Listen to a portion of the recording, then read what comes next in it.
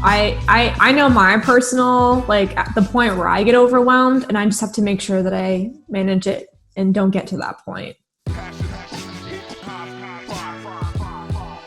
Hi, everyone, and welcome back to the Homework Help Show Student Influencers Podcast. I'm your host, Leslie, and today we're here with Seren. So welcome, Seren. How are you today? I'm great. Thank you so much for having me. So we like to start off usually with a few demographic questions to kind of get to know you a little bit. So do you want to start by where are you currently located? So right now I'm in Florida. Oh, perfect. Mm-hmm. Where were you born? I was born in Illinois. And then you moved to Florida for school?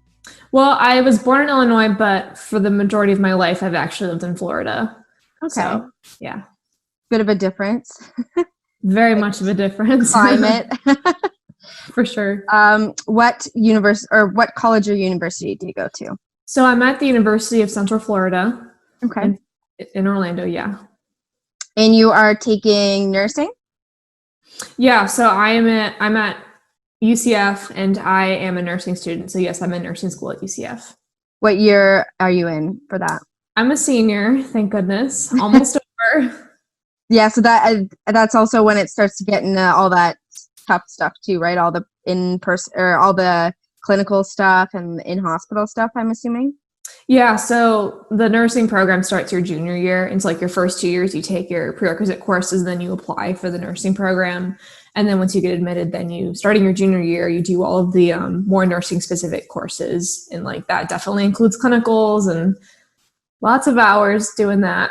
Yeah, but that definitely helps you kind of figure out that that's where you're meant to be, right? Right, yeah. What are kind of your current short-term and long-term goals? Like I know obviously right now, short-term is finishing up your degree and finishing up all those hours, but is there anything else that kind of in your sights right now? So along with graduating, I still have to take the state board exam, the NCLEX, and I need to pass that in order to get my license. So that's definitely something I'm preparing for, which I'll probably take over summer. And then I'm hoping to find a job in a children's hospital, right as I graduate. So those are some short-term goals. I'm also working on research. I'm writing a thesis, and that is something else that I'm trying to get done before I graduate. So I'm hoping to publish that as well, short-term. Well, that would be really cool. Mm-hmm. So we're in Canada, so obviously right now with the situation going on, we have different protocols and stuff. Are you doing all of this in person? Are you talking about school or research or just anything? School mostly. Okay, so my lectures are on Zoom, but our clinical hours are in person. So I do go to the hospital and I do take care of patients. And I know not all nursing programs, at least in my state, are doing that, but mine is still trying to the best that they can to maintain those contracts with the hospitals and have us go in and do clinicals. Yeah, it is. It's kind of hard to navigate that right now, I guess, because a lot of programs you can't really do them. You can only do so much over Zoom before it becomes impractical. We do a lot of, they're called VSIMs, virtual simulations, to kind of make up for some lost time. And so, there's something that we can get out of those just a little, even if it's just a little bit, like there's always something we can get out of those. Yeah, definitely. Makes sense. What kind of just made you decide to pursue a career in nursing? Like, was that something you always wanted to do? Actually, no. When I was in high school, I was really involved in music, and I play a whole bunch of different instruments. And I always thought that I was going to be a music teacher or like a classical musician professionally. And it wasn't until when I was 16, I broke my elbow in high school. I was kind of I got a lot of experience with like what goes into healthcare because, I was a patient in a hospital for a little bit. And it kind of opened up my eyes I was like, wow, this is actually kind of amazing. I really want to be a part of this. And then the other part of it was when I started college, I didn't know exactly what route I wanted to go down. Like I didn't know if I wanted to be a doctor or a PA or a physical therapist or something. but I did a lot of research in my freshman year of college, just trying to figure out like what I valued in a career, in a healthcare career, and what that lined up with. And it most definitely lined up more with nursing. I feel like that's definitely one of those fields from a lot of like nursing or healthcare students I've talked to. It's definitely one of those fields that you become really interested in it when you kind of experience it, because it's very much, you have to kind of have that right mindset to be into it, and you have to really want to help people. And I find a lot of the time it takes you having that experience and having someone, just having that feeling that someone else gives you when they take care of you, makes you want to just give it back to other people. Yeah, it's definitely something that I fed off of. And, I didn't 100% know what nurses did until I really got into my curriculum and, had my experiences in the hospital. And you're exactly right. Like people don't really realize what nursing is until they really experience it. Yeah, like it's not just, giving patients their water and moving on. There's a lot that goes into it. Right, yeah. What kind of advice or tips would you give students who are maybe looking to enter the nursing field or even just healthcare in general? So I was thinking about this, and I think there's a big kind of stigma or just like a stereotype that if you are wanting to go into the health field, whether you are pre-nursing or pre-med or pre-PA, I don't know how it works with the Canadian universities, but at least like in the United States, you have those different tracks that you take. There's a big idea around that if you are pursuing one of those paths, that you have absolutely no time for anything else. And I just want to say that it's definitely not true. It's all about like prioritizing your time and being a good planner and, just having a balance. So that would be my advice to anyone interested. It's don't be afraid of the workload. Just make sure you have a balance. Yeah, definitely kind of learn how to prioritize your time and set up that like study schedule. Exactly. I feel like that's a big misconception with a lot of different programs, especially anything that's geared towards the sciences or health or anything like that, is people just immediately think it's going to be all work all the time. But that's the key, is kind of just being organized and being on top of your schedule, and you can do whatever you want. Yeah, I mean, for sure. I've definitely had time to spend with my friends, my family, do my extracurriculars, do what I want. It's just, I know my personal, like at the point where I get overwhelmed, and I just have to make sure that I manage it and don't get to that point. Right, exactly. Keeping yourself in balance and making sure that figuring out your own tells of how, okay, I'm gonna get burnt out. I need to just give myself a break. Yeah, that's definitely at least something I've learned a lot more since I started nursing school, because nursing school is no joke. No, definitely not. Right. So do you do other extracurricular activities? Like, you still doing music? So at least up until this semester, because things got funky with COVID. Right. But I have always played the viola in the UCF Orchestra. And like I said, I did that in high school. So I tried to keep that through college. So I've done it every semester of college up until this semester, unfortunately. Yeah. I've also played in the concert band on flute. And then I did a semester in like the basketball band on piccolo. And that was so much fun. Let's see. I've also studied abroad one summer. That was really, really fun. And then I've also done, I've been a volunteer or an undergraduate research assistant volunteer in the lab as well. Wow, that's a lot of experiences. Where did you study abroad? I did. It was only for like 2 weeks, but can't afford it. Still counts. Yeah. I went to Italy, so I went all around to different cities in Italy, and it was a history of anatomy study abroad. So we got to go to different not really hospitals, but hospitals that had been turned into museums.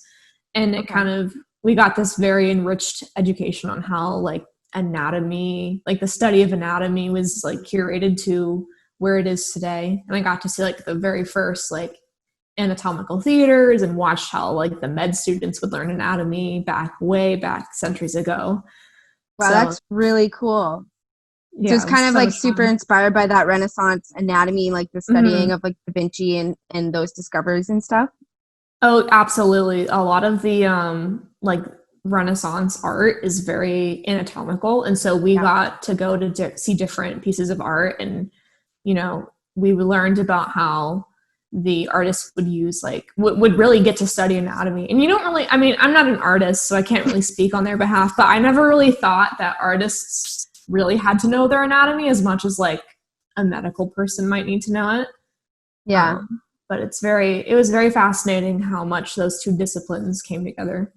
Yeah, definitely. I remember that I was in Florence like a couple years ago, and I remember like we were in one museum and they were talking about that, and we were looking at like some of Da Vinci's work, and they were just talking about like the amount of detail he studied looking at bodies and anatomy to make it so accurate, and you're just like, Mhm. wow, that Yeah, is a lot of focus and effort that goes into that. very amazing. I mean, I Yeah. wish I could draw like that. Yeah, don't we all? Um, so how did you get involved in the orchestra and the music part? Like, was it kind of hard to enter that? um, I wouldn't say so. I mean, at least at UCF, if you have an interest in joining, you can just sign up to audition. But because I had spent like all of my high school career building up like what I thought was going to be my music career, I definitely had a lot of connections to help me, find a place to just keep playing. And so the UCF orchestra director was someone that I had, even worked with in high school. And so, like he would come and do clinics with us. And so, yeah, so it was really easy for me to just kind of slide in college. Oh, that's perfect. Was it Mhm. like a tough audition process that you had to do? At UCF, it really wasn't. I mean, it's an orchestra that's very like if you have any interest in playing, then you can join. It's not like there's only one orchestra. There, other schools have like a music major only orchestra and then like a community Right. orchestra, but UCF it's just a community orchestra, and they have members that are from outside majors like me. They have members that are music majors, and then there are members that are not even in college that still like to play. So I think the audition process is fair for that at least.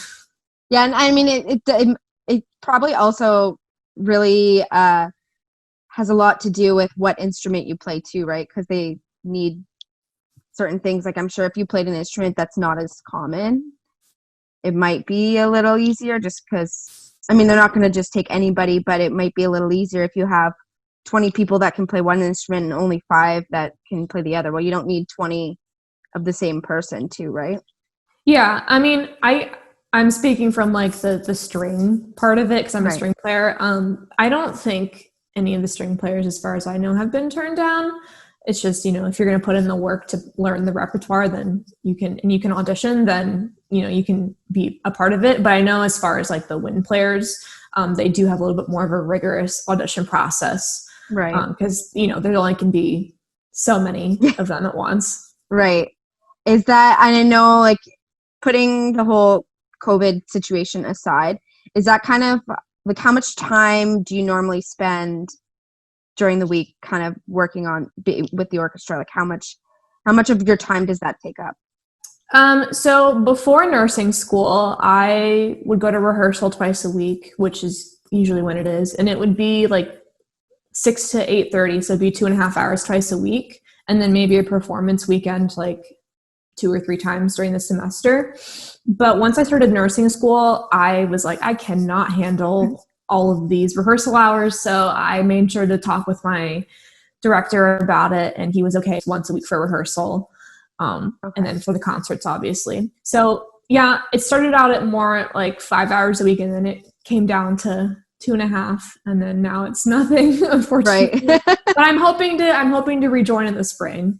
Yeah, because once things are open again and everything is kind of back up and running, it'll Mhm. probably be easier to do that Right. Yeah, my whenever safe.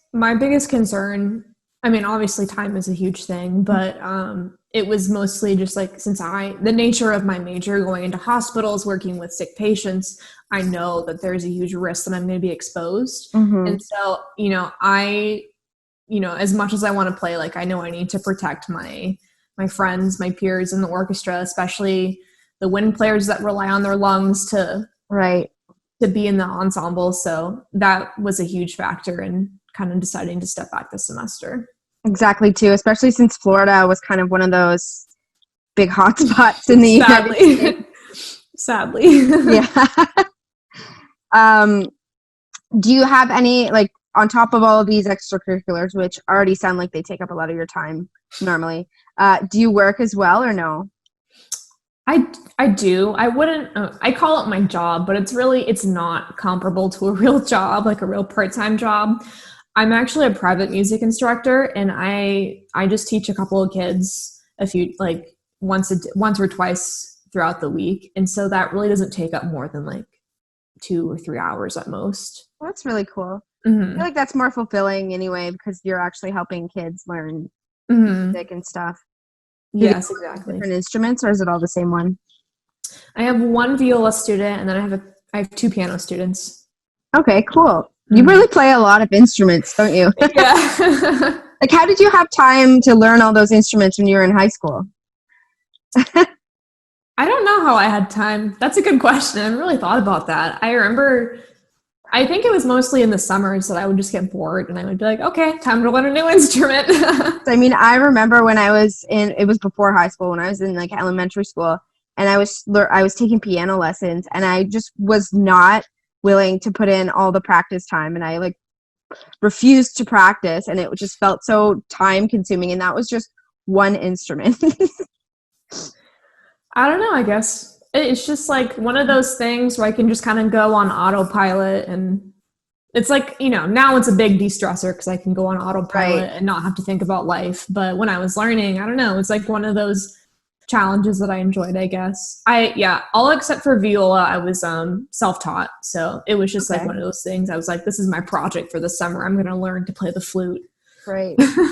You definitely also have to have a passion for it too. Like if you have a passion for that, it doesn't even feel like practicing.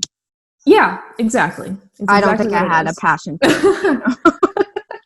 Maybe you just didn't find the right instrument. Yeah, I later picked up guitar and was a lot better at that. So that probably was a factor. So on how do you so I know we already talked about how the key to kind of handling all of this is having a really good sense of balancing your schedule and staying on top of your priorities. So do you have kind of like a system, like a time management system that you use, or anything in particular that you use to stay on top of that, just being in your schedule? Well, so I'm the kind of person that's like very type A. Like I plan everything down to the minute. I usually have my weeks planned like during the weekends. I'll be like, okay, this is my week. This is what I have to fit into my week. I will use I have a planner that sometimes I use. I have a calendar to keep all my important dates. Like I use my calendar on my phone a lot. But other than that, I just kind of wing it every week. This is what I need to get done. I want to get this done by this day. If it doesn't happen by that deadline, it's not the end of the world, but I do have like things that I want to accomplish during the week. Yeah, I feel like some people are different than others, and some people are okay. They're like naturally just kind of keeping things organized, and other people need to have like constant reminders telling them like, hey, don't forget to do this, don't forget to do that. And I feel like it's very dependent on what kind of personality you have. Yeah, one of my friends actually, he's the kind of person that has like a little journal, or like also on his phone he'll have like every block of time scheduled, and I'm just like, that's too stressful for me. I'm just gonna have goals. It's mostly just like I have goals of things that I want to get done in terms of like schoolwork and studying and whatever else. And then where it comes to like I'm scheduling fun time or I'm scheduling family time or whatever, that's when I say, okay, this is the time block for that. Right. Yeah, I think that's really important to kind of, if you're going to give, obviously it's important to give yourself that time, whether it's your social life or just doing things for yourself. I'm a really big supporter of making sure that's included in your schedule and making sure that's like scheduled in, because it's just as important to work on yourself with that.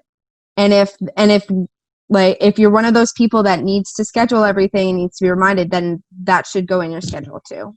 Yeah, that was something that I kind of had to learn a little bit when I started nursing school, because, when I was doing my prereqs, I had a lot more flexibility with my classes, but for my nursing program, they actually like very much dictate our schedule. And so my first semester of nursing school, I was so burnt out. I was so overworked. And I myself would consider myself a workaholic. Like, I just work very much nonstop. But after my fall semester, I realized like I barely had any time to spend with friends. And like, I'm someone that's very extroverted. Like, I really need that social time to just build my energy back so that I can continue to work. And so, Right.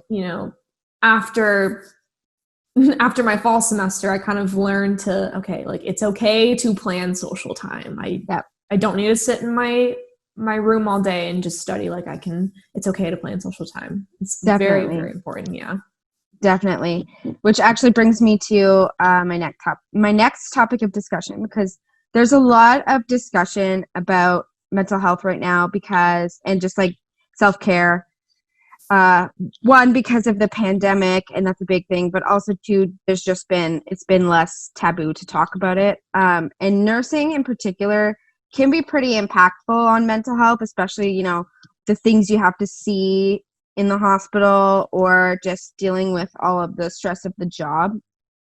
So is there anything that you kind of do to keep your own wellness in check while you're either in clinic or just being overwhelmed?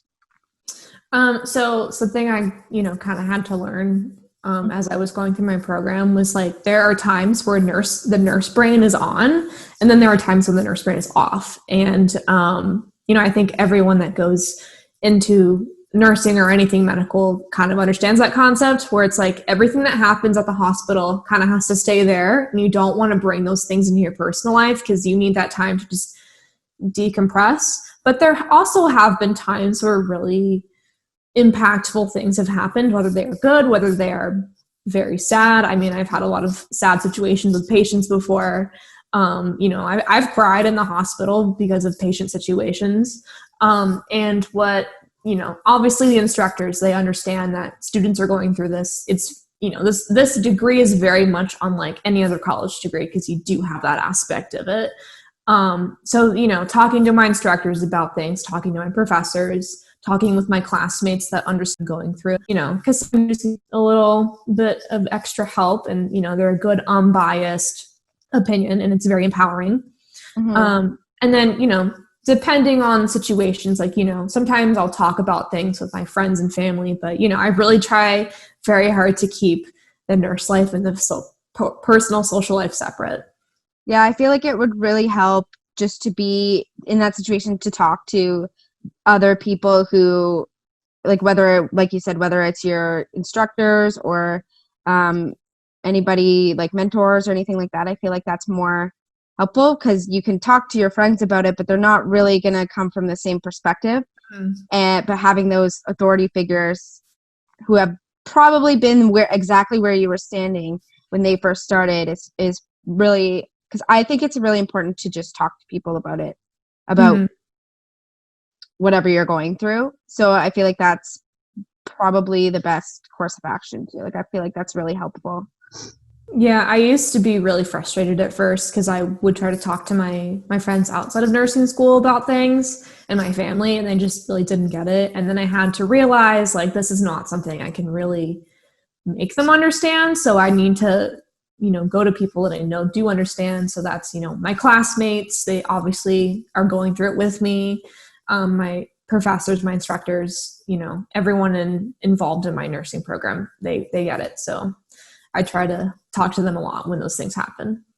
Yeah, and a lot of those programs have, if I'm with a lot of universities, a lot of those programs, they have, the school provides like counseling services or therapy services, or just people from a neutral perspective, like you said, who you can just talk through it with, and they're just objective, and they're just there to let you get it out. And I feel like those types of services aren't used as much as they should be right now. Like, I feel like a lot of people are still kind of scared to go and seek out that help, but it can really make a world of difference. And I think it's important for students to do that. Yeah, I mean, I have gone to counseling so many times throughout college. It's free. Like, why not? Like, Exactly. I don't have to worry about whether my parents or my outside friends will get it. I just go to someone and talk it out, and they're like, "Don't worry, you got this." I'm like, "Yeah." I think that's another thing too, is that it's free. So I don't like, students should really take advantage of that, because once you get out of school and you're out there in the world, those services are not free, and they are not cheap either. Yep. No. I mean, I know that like they offer counseling. I don't know more about like psychological services, but Mhm. at least with counseling, it's just like very nice to just come to someone's office and just say, I'm having these problems. What do I do?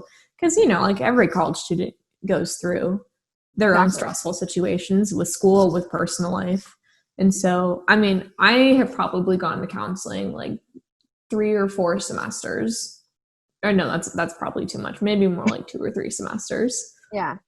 And I don't think it matters what program you're in too, because there's a big transition, especially when you start university, going from high school to university, and that transition is really hard. And if you don't have a support system there, it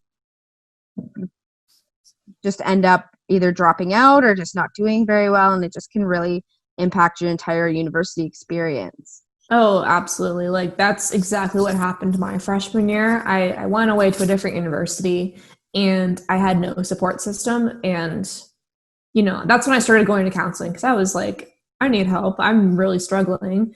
And, obviously that was very helpful and it just helped me gain more insight on my situation and made me realize that I had more control. And so then I transferred to UCF where I was definitely so much happier. But no, like I completely understand because I've been there. Yeah, that's definitely also a factor if you're going to school in another city too, because it's so easy to feel alone, especially in those first weeks when you're still just starting to meet people and you just get homesick. Like, I know when I went to university, I got homesick a lot in the first few weeks. So Yeah, talking to people really helps. I was very homesick. I went home like every 2 weekends. It was hard, but just another experience under my belt, and I know a little bit more about myself than I did back then. But yep, college can be a tough transition, that's for sure. It's really important that you keep up on your mental health and you have that support system. Yeah. And definitely like de-stressing. Like, do you have any kind of things you do, any go-to activities that you use to de-stress? I definitely think music is one of those things that I've used to de-stress right now because I'm not, in an ensemble. It's a little bit harder, but with teaching, at least I still try to pull out my instruments and play with my kids. And sometimes if I'm just sitting in my room and I'm just really fed up about something with school, I'll just get up, go over to my piano and just start playing on the piano until I kind of just chill out a little bit. So music is one of those things, or sometimes just listening to it. Also helps, yeah. Yeah, it definitely releases. There's something about like music releases the endorphins or whatever it is, that makes you feel good. Yeah. I mean, for me, it's like I have a lot of context with it. I have a lot of memories with it. Oh, true. Yeah. Yeah.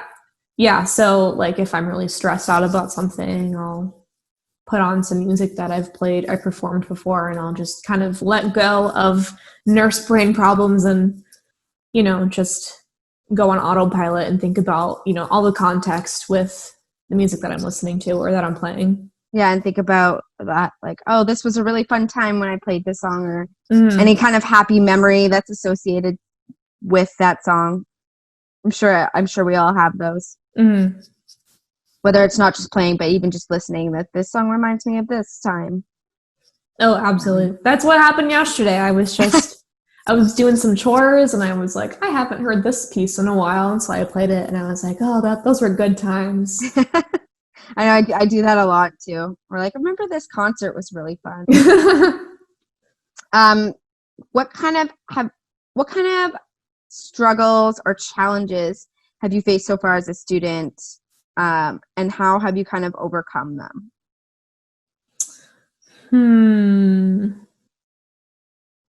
I think I think I've mostly just talked about this before, but just like the stress of school, it really picked up once I started nursing school. I mean, it usually does when you start your upper division courses, but I had a lot more flexibility in my prereqs in my first 2 years.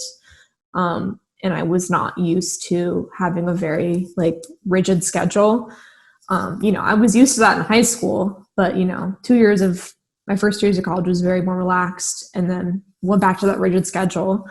And so that stress kind of kicked in a lot more than usual. And I just had to learn how to manage it. And I think coinciding with that was a lot of stress was driven from just like lack of confidence and feeling like I'm not capable enough, I'm not smart enough.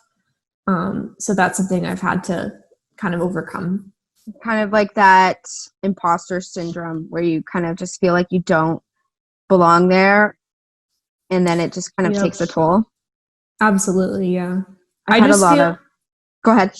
I just feel a lot of times I'm just kind of floating through life. I'm doing what I'm supposed to do. And sometimes, a lot of people look at it and they're like, wow, that's really amazing. And I'm just like, yeah, I'm just doing what I'm doing.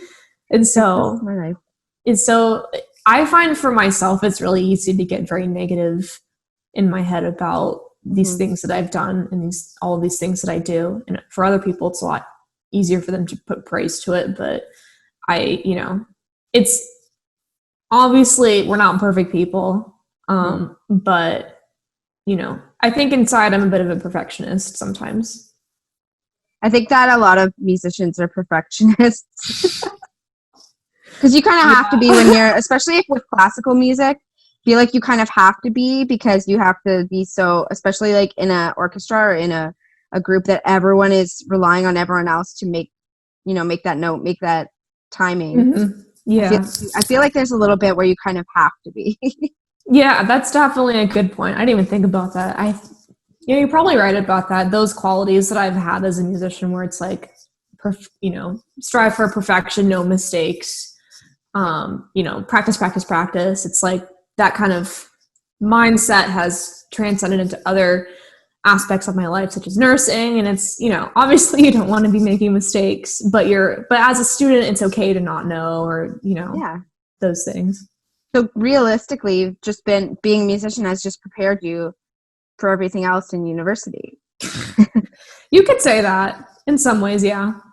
I would say that. I think that's definitely what that sounds like anyway.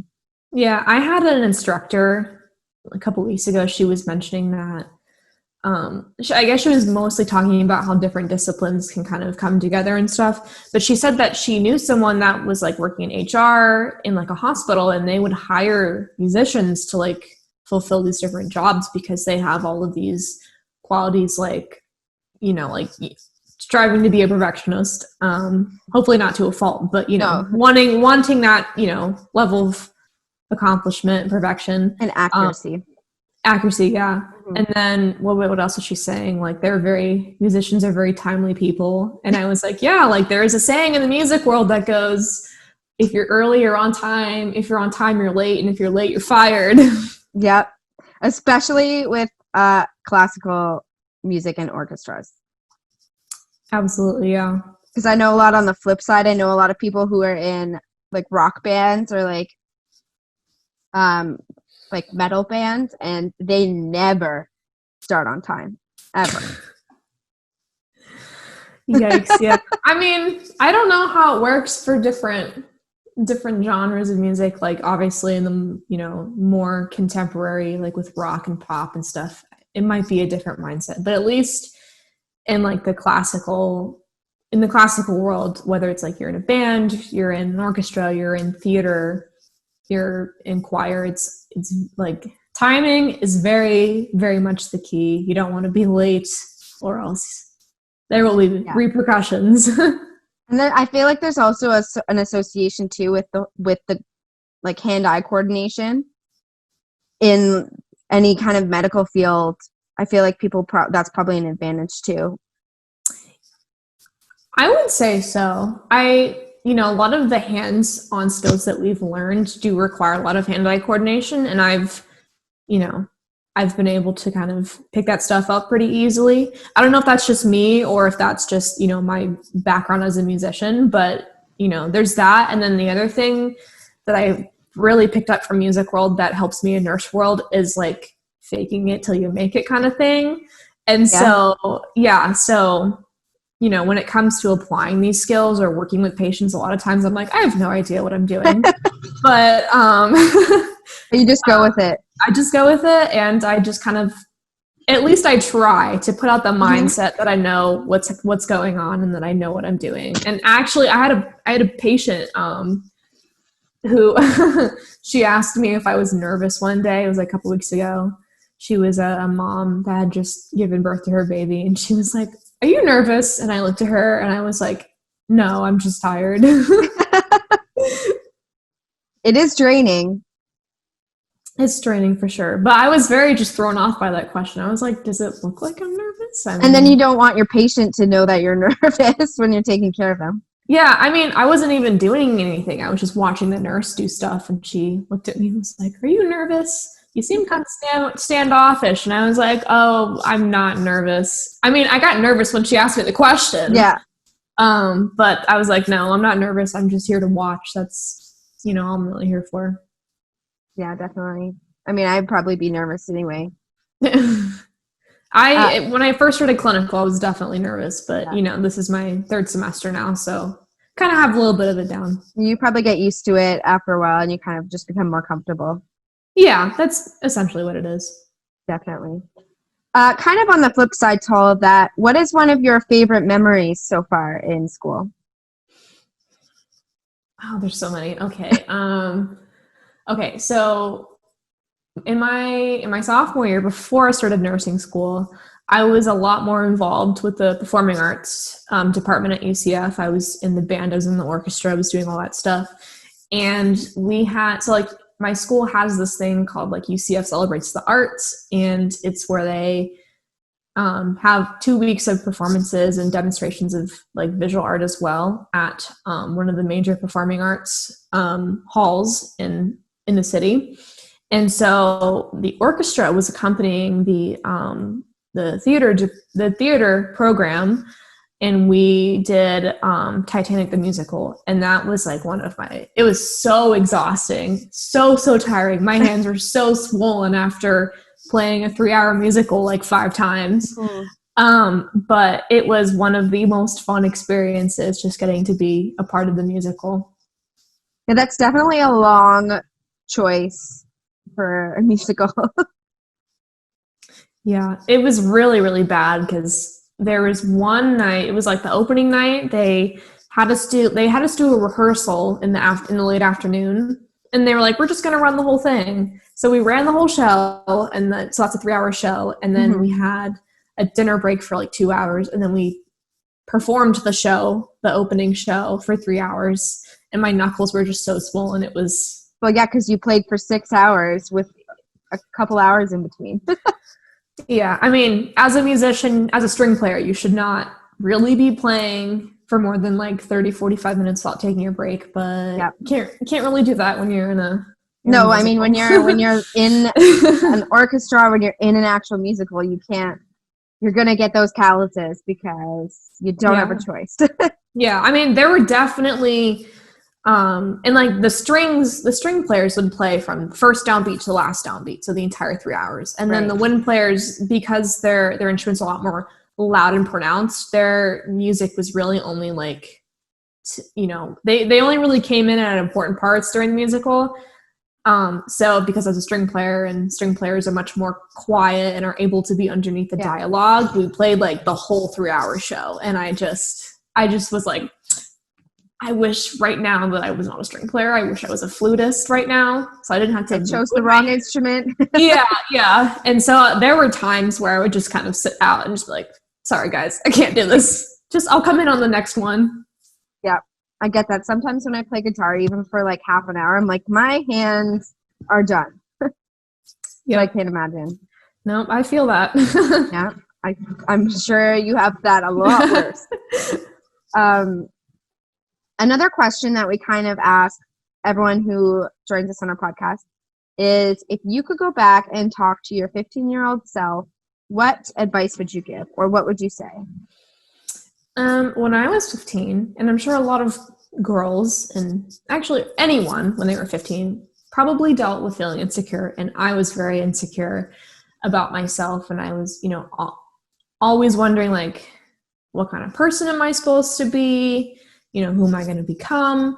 And, I'm still on that process of wondering, like, ultimately, what kind of an adult am I going to become? But at least since I've been 15, I've been going in a good direction, I think. So I would tell my 15-year-old self, who was probably very scared that I was going to turn out to be not amazing in life, I would tell myself that just keep doing what you're doing. Don't worry about what other people think of you. Just do what you want to do, what makes you happy, and you will get to where you need to be in life. Yeah, I think that's something that definitely every 15-year-old should hear. Because I think we've all been through that, where we're just questioning ourselves and insecure. And plus, in high school, people are mean, and that doesn't help.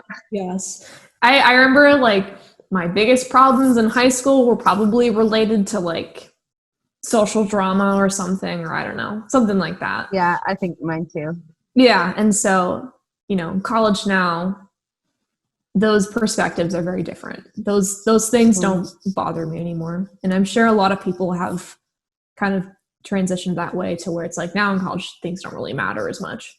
Yeah, I always kind of say that in college and university, that's really the time in your life where you find yourself and you discover who you are as a person. And that's why your college and university friendships tend to be, not all the time, but they tend to be a lot kind of stronger and longer lasting than your high school ones, just because you meet people in college and university at the right time, where everyone is kind of starting to discover who they are.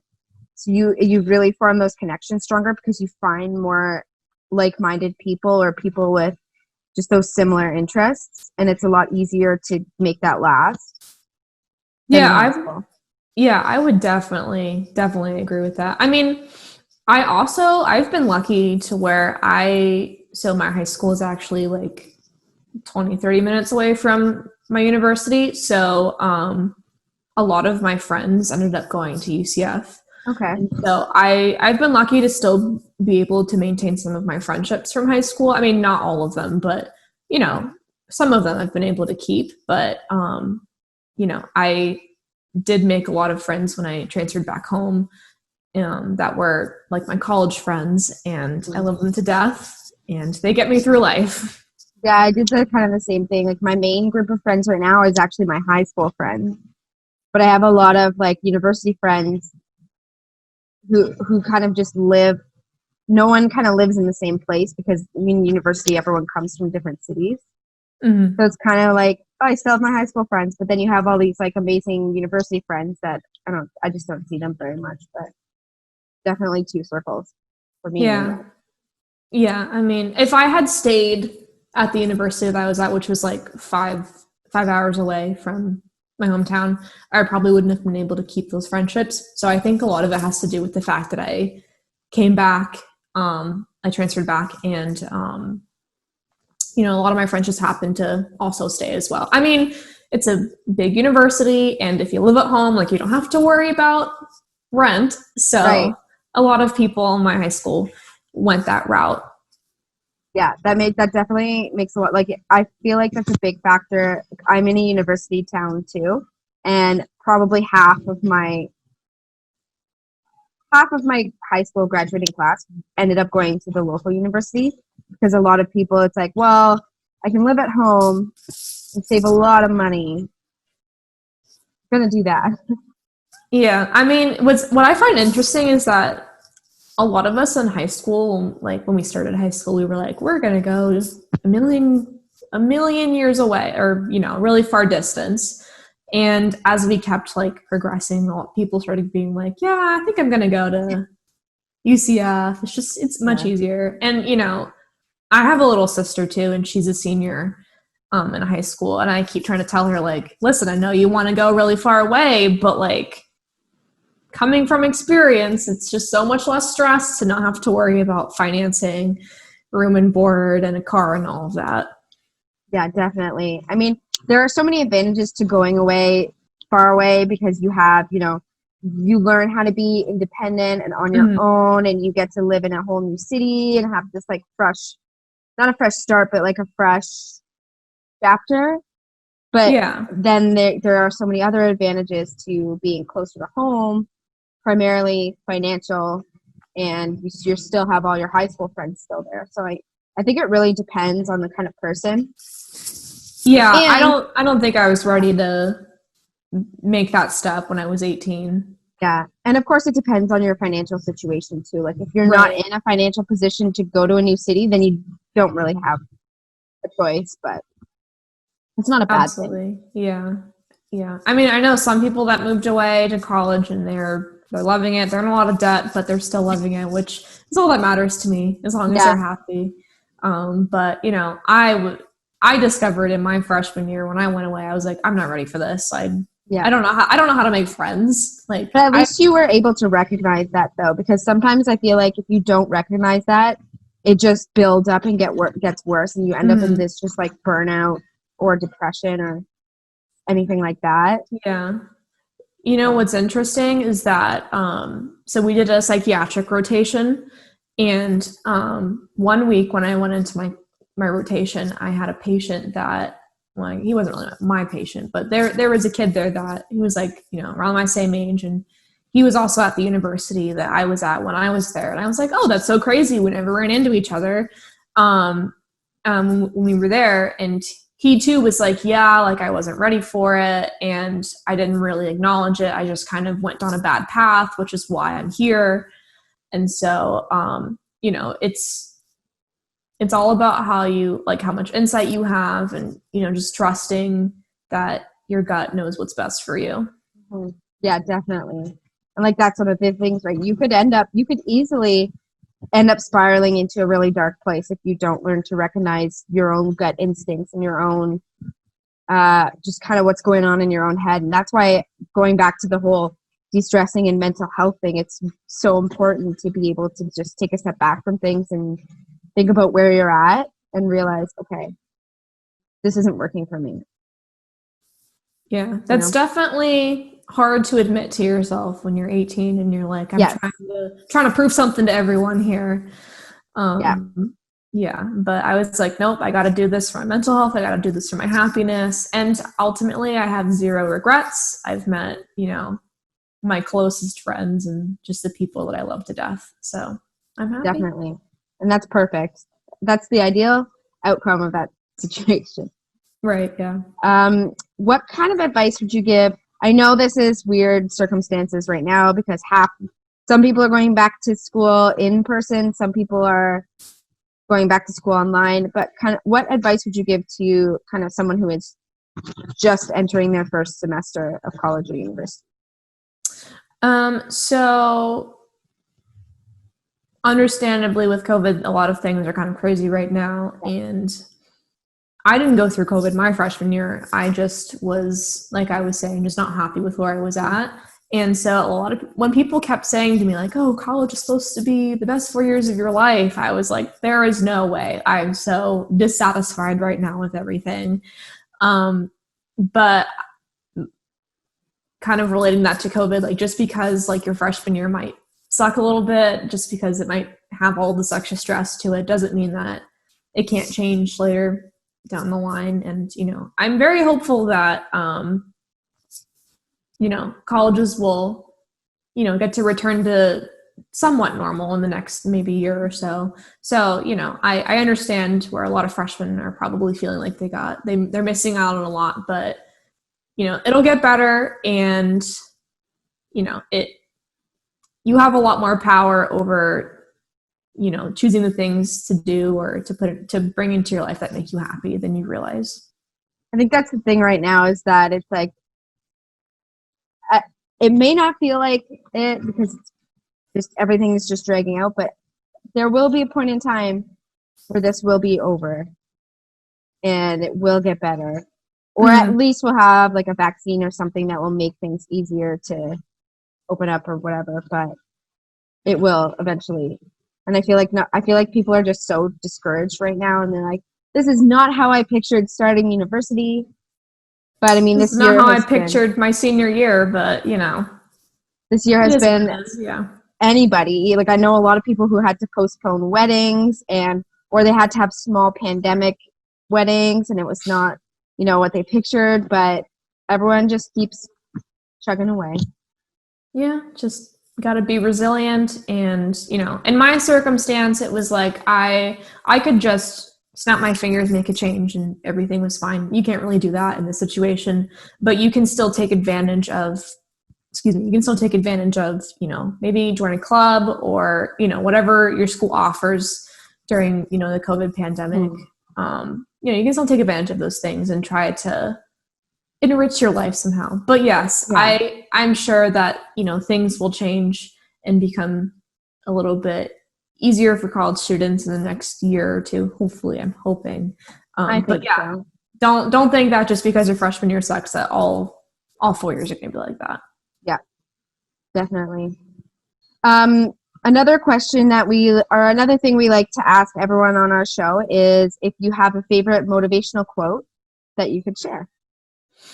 This was actually my senior quote in high school. It is, have courage and be kind. It's from the live action Cinderella.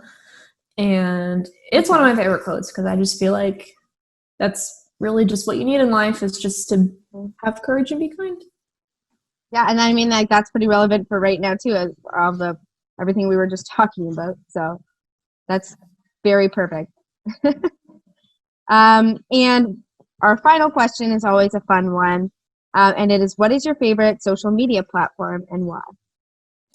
I really enjoy using Instagram, and it's because I like to connect with other nursing students like around the country, around the globe, that are going through the same thing that I'm going through. Yeah. And then I also love to, connect and see all of the professionals out there that have made it. And it's like, I kind of idolize them, and I'm like, I want to be just like her or just like him. And so that's why I like Instagram so much. Yeah, definitely. Do you want to drop your Instagram handle here so people can follow you? Sure, yeah. So I have a Nurse-stagram, I call it. And my nursing Instagram is at student_nurse_Seren, Seren being SEREN. So we'll write it out in the description too, so then people can follow you and check out your content and see what you're up to. Beans. Cool. Okay, so just before we say goodbye, do you have any other final insights or comments that you want to share? Well, I just want to say thank you so much for having me. Thank you for joining us today. Thanks for taking the time out of your day to share your insights and your advice. Yeah. One thing I love to do is just mentor and work with students that are, going through these experiences that I've gone through. And so this was definitely a wonderful opportunity for me. It was great for us too. We loved having you, and we always love to hear different perspectives from different, fields and niches. So this was really great, and you shared a lot of stuff that I think will really help students. So again, we really appreciate it, and we want to thank you for joining us. Aww. And it was nice to virtually meet you. It's nice to virtually meet you too. We'll keep up with you as well in the future, and awesome. see where you're at. Awesome. Thank you. Thank you.